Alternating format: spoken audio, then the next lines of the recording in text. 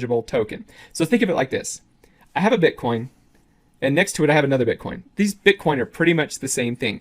I could give you this one Bitcoin, and then you could give me the Bitcoin. We could switch them back and forth, and we just both have the same kind of a Bitcoin. They're the same thing. NFTs is a non-fungible token. It's actually a crypto, but every single crypto, every single token is unique.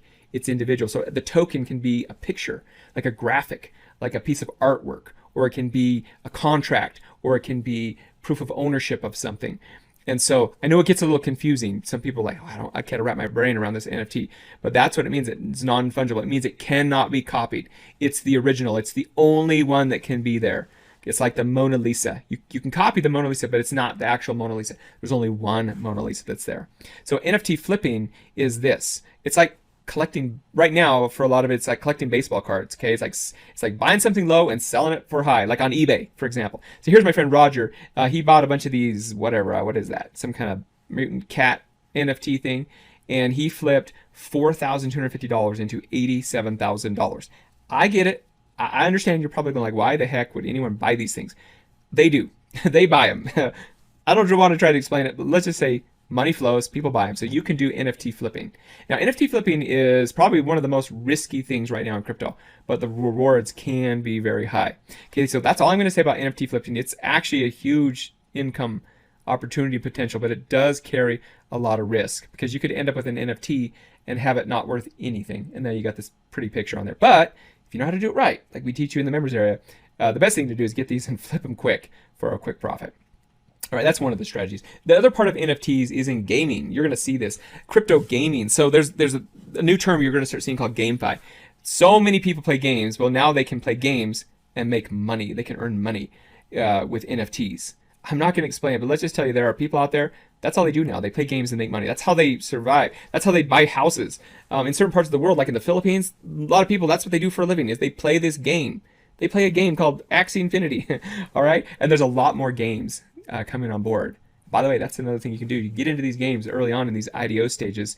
Get in early when they're these micro caps before they explode. And that's how you can make a lot of money with these things. So the world is just so new with this. NFTs are just an amazing thing, but so many people don't know about them. But this is one of the windows of opportunities. Let's get to the last one. This is swaps. Okay, so what is swaps? Swaps is basically investing in crypto using decentralized exchanges.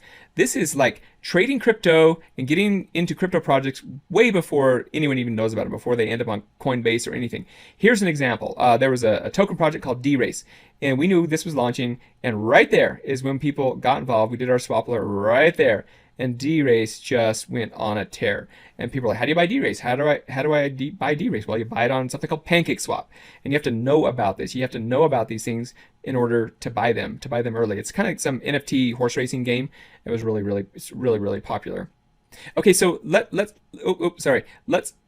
get to the right slide. Sorry, guys. All right. Here we go. What's the difference between centralized exchanges and decentralized exchanges? So this is it. You've heard of like Coinbase. Coinbase is where you can just buy crypto. It's really popular.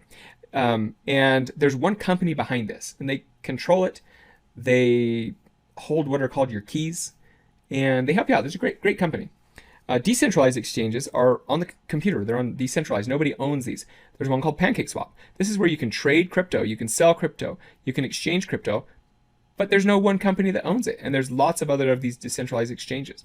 A lot of people are starting to realize that decentralized exchanges are the future. We use both. We use centralized exchanges and we use decentralized exchanges. And these are getting more and more popular.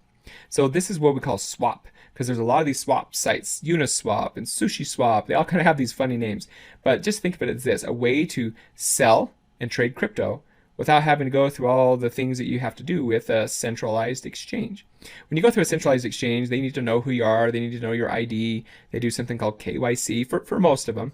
But you don't have to do that with PancakeSwap or some of these other decentralized exchanges. And this is where the opportunities are. A lot of opportunities are in these decentralized exchanges. Basically, coins and tokens get on these decentralized exchanges way before they get on the centralized exchanges. So by the time it's on, here's one of the strategies. We love to get into early projects, and then when it goes on Coinbase, it usually pumps to 10x, and then we take our profits.